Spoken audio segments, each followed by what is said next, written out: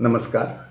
आज मी प्राध्यापक मधु पाटील सरांच्या ज्ञानपीठ पुरस्कारित प्रतिभा नाट्यात्मदर्शने या पुस्तकातील कुसुमाग्रज काव्य नाट्यदर्शन या नाटकाच्या मी पाडलेल्या 13 भागांपैकी शेवटचा 13वा भाग वाचतो. सूत्रधार. आपल्या कवितांतून आनंद प्रकाशाची उधळण करणारा हा कवी 1972 साली एकाकी झाला. आंतरजातीय प्रेमविवाहित पत्नी मनोरमा अखेरच्या प्रवासाला निघून गेली. त्याबद्दल ते एवढेच लिहितात. खंत ही आहे की माझं प्रयाण जिला सर्वाधिक जाणवलं असतं ती तर माझ्या आधीच भिंतीवर जाऊन बसली आहे. कविमित्र. बाई मृत्यूशयीवर असताना त्यांची सर्वस्वानं शुश्रूषा करीत कविराज नटसम्राट ही अजरामर कलाकृती लिहित होते. त्या नाटकातील कावेरीच्या रूपाने कविराजांनी बाईंना अमर करून ठेवले आहे. बाई म्हणजे तात्यांच्या रुपेरी गलबताचं निवांत बंदर होत्या. समीक्षिका. ते बंदर कायमचं निघून गेल्यानंतर न बोलता केवळ आठवणीत जगायचं.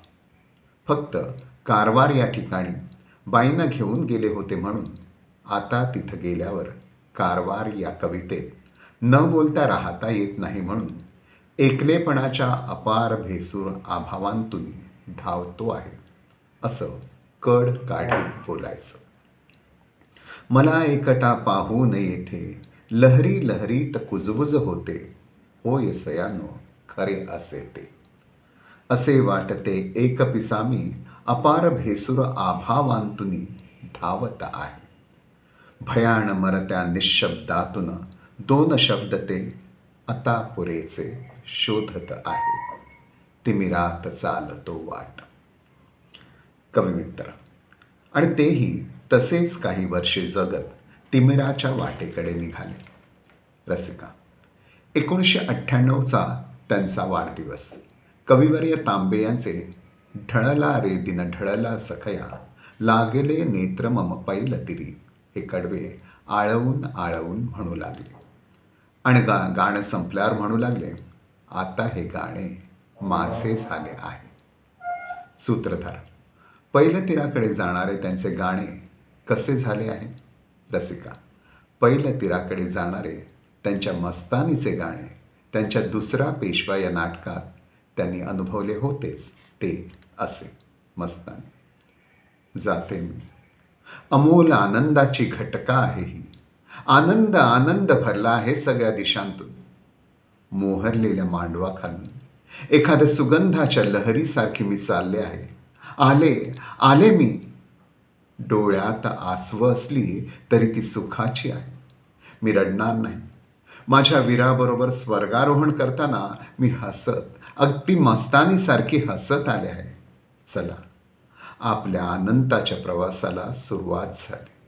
चला, मोत्यासारख्या चांदण्यातून रुपेरी मेघांवरून तारकांची फुलखोडीत क्षितिजावरील किनाऱ्यावरच्या झालरी बाजूला सारीत माझ्या बाजीरावा आपण दोघं तुफान वेगानं. कविमित्र. पैलतीराकडे जाणारे त्यांच्या आनंद या कॅन्सर पेशंटचे गाणं त्यांच्या आनंद या नाटकात त्यांनी असे अनुभवले होते. आनंद. दूर बंदरात उभे एक गलबत रुपेरी. त्या रुपेरी सुंदराची भेट घेताना आपणही सुंदर असायला हवा. त्या उद्या येणाऱ्या पाहुण्यांच्या फिकिरीत माझी जिंदगी मी आज जाळून टाकणार नाही. मी शेवटच्या श्वासापर्यंत असा जगेन आषाढातल्या मुसळधार पावसासारखा जगेन. सूत्रधार.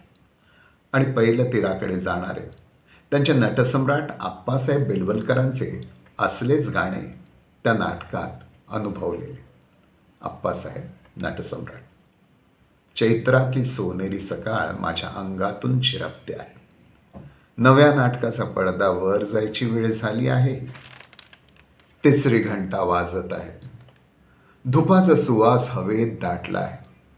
ऑर्गनवरून नांदीचे सूर ऐकू येत आहेत. माझी नटी तर आगंतुकपणे अगोदरच त्या स्टेजवर जाऊन बसली आहे. माझी वाट पहा. समीक्षिका. त्यांच्या सर्जनाच्या अंगण आभाळात त्यांनी पहिल्या तीराला जातानाचे असले गाणे अनुभवले होतेच. म्हणून आता प्रत्यक्ष आनंदमय जीवनाच्या अंगणातून आभाळाकडील पहिल्या तीराकडे जाताना ते असलेच स्वागताचे आनंदलक्षी गाणे असेल ना. कविराज. माझ्या आनंद लोकात चंद्र मावळत नाही, दर्या अथांग प्रेमाचा कधी वादळत नाही. माझ्या आनंद लोकात चंद्र मावळत नाही, नाही फुल कोमेजत दिवा काजळत नाही. माझ्या आनंद लोकात केले वसंताने घर, आंब्याच्या फांदीला फुटे कोकिळेचा स्वर. सात रंगाची मैफल वाहे येथ हवेतून, येथे मरण ही नाचे मोर पिसारा लेऊन. माझ्या आनंद लोकात चंद्र मावळत नाही, दर्या अथांग प्रेमाचा कधी वादळत नाही. कविमित्र. लौकिक जीवनात आपल्यातून वाढत गेलेला एक कवी, ज्या स्थिर, धीर, गंभीर आणि आनंदमय वृत्तीने या संध्याकाळाला सामोरे जात पहिल्या तीराकडे जातानाचे हे अलौकिकाचा स्पर्श असलेले एक विलक्षण अप्रूप ठरते.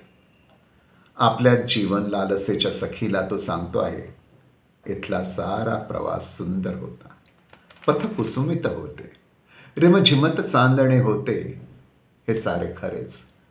पण इथल्या एका शून्याच्या वसाहतीचे गगनातील विराट शून्याशी रंगीत नाते असते. मग तिच्यात विसर्जित होताना डोळ्यात कशाला पाणी. कविराय. आकाशात फुललेली मातीतील एक कहाणी, क्षण मावळतीला येता डोळ्यात कशाला पाणी. तो प्रवास सुंदर होता, आधार गतीला धरती, तेजोमय नक्षत्रांचे आश्वासन माथ्यावरती. सुख आमरासव मोहरले, भवताल सुगंधित झाले, निशब्द वेदनांमधुनी गीतांचे गेंदव देले. पथ कुसुमित होते काही, रिमझिमत चांदणे होते, वणव्याच्या ओटीवरती केथवा नांदणे होते. त्या विराट शून्यामधली ती एक वसाहत होती, शून्यात प्रसवली शून्ये, शून्याची रंगीत नाती. या शून्यामधली यात्रा वाऱ्यातील एक विराणी, गगनात विसर्जित होता, डोळ्यात कशाला पाणी. रसिका. असं त्यांचं काही तात्विक सांगणं असलं तरी त्यांच्यात आपल्यासारखे सामान्यपण असणारच ना. आयुष्यभराच्या वाटेवर चांदणच चांदणं पसरून देणाऱ्या त्या उंबरठ्यावर उभी असलेल्या त्या जीवनलाल सखीला अखेरचा निरोप देताना त्याला दिसणार आहेत उंबरठ्यावरले तिचे आसू भरले डोळे, त्यातून ठिबकणारे आर्त थेंब. ते अबोलपणे सांगणार असतील त्यांच्या त्या अदृष्टाच्या प्रवासातही तिच्याबद्दलची दाटून येत असलेली अश्रू भरली ओढ. कविराय. सखे, आता तो क्षण आला, अखेर या सराईतच थांबायचं आहे तुला, आणि मी पुढे जाणार आहे. रेखीव नसलेल्या त्या संदिग्ध प्रदेशात, प्रदेश तर काळोखाचाच, पण आत्तापर्यंतच्या प्रवासात तू दिलेलं चांदणं माझ्या पडशीमध्ये तुडुंब आहे. पडत्या पावलाच्या सभोवार त्यांचं शिंपण करीत मी पुढे जाईन. चांदणं संपेल ही चिंता सखे करू नकोस, कारण एक अत्युच्च असा क्षण येईल जिथे चालणे संपेल, आणि तिन्ही काळाच्या प्रयागावर लक्ष संबंध असलेले माझे आहे पण संबंधहीन अशा नाहीपणात पुळणीतील सागर लाटेसारखे सहजपणानं विसर्जित होईल. सखे, डोळ्यात आसव कशाला, तुला ठाऊक आहे ना, उंबरठ्यावरील तुझे अश्रूंचे थेंब आठवत राहतील पांथस्ताच्या मार्गावर, आठवत राहतील पांथस्ताच्या मार्गावर. सूत्रधार.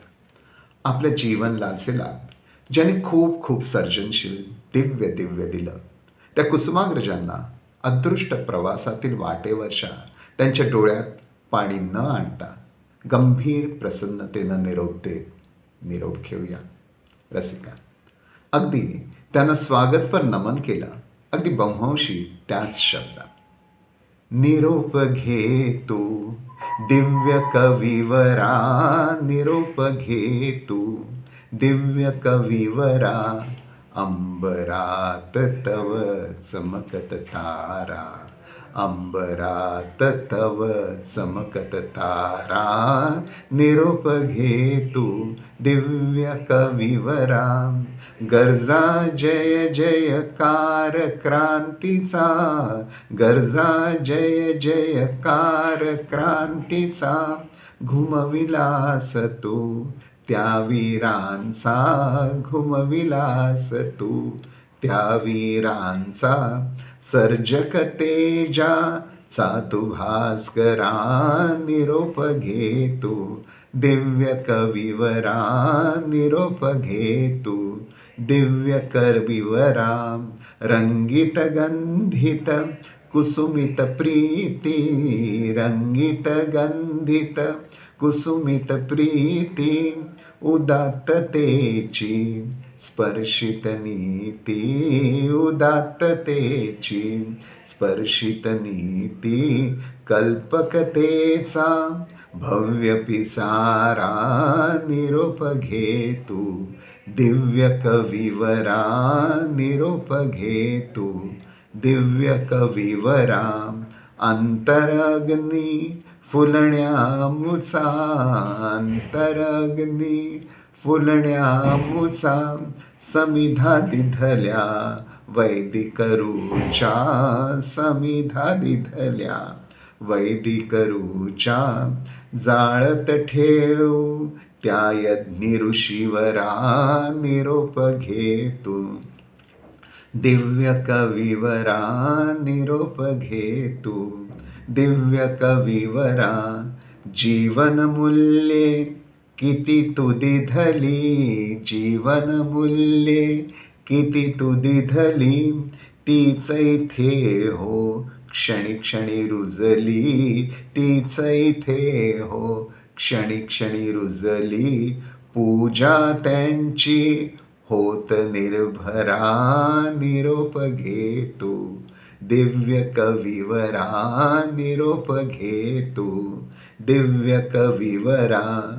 प्रवास सुंदर होता इथला, प्रवास सुंदर होता इथला, प्रवास सुंदर होईल तिथला, प्रवास सुंदर होईल तिथला, भाव असा अमुचा स्वीकारा, निरोप घे तू दिव्य कविवरा, निरोप घे तू दिव्य कविवरा. प्रवास सुंदर होता इथला, प्रवास सुंदर होईल तिथला, भाव असा अमुचा स्वीकारा, निरोप घे तू दिव्य कविवरा. इथं हे नाटक संपतं. या नाटकासाठी आधार ग्रंथ साहित्य होतं. 1. तो प्रवास सुंदर होता, प्राध्यापक के. शिरवाडकर, कुसुमाग्रज साहित्य संहितेचे चरित्र. 2. मराठीची ये नगरी, वि. शिरवाडकर, गौरव ग्रंथ. 3. कवितारती, कुसुमाग्रज, विशेषांक 1987. 4. रसयात्रा, कुसुमाग्रज कविता, संपादक शंकर वैद्य. 5. संक्रमण 1999, कुसुमाग्रज दीपावली अंक. 6. शिरवाडकरांची नाट्य रूपांतरे, डॉक्टर तारा सांगवीकर. 7. सप्रेम नमस्कार, कुसुमाग्रज, विशेषांक 8. महत्त्वाच्या प्रस्तावना, वि. स. खांडेकर, विशाखा आणि किनारा. 9. कुसुमाग्रजांचे सर्व साहित्य, विशेषतः नाटके आणि कविता संग्रह. इथं हा भाग थांबवतो. धन्यवाद.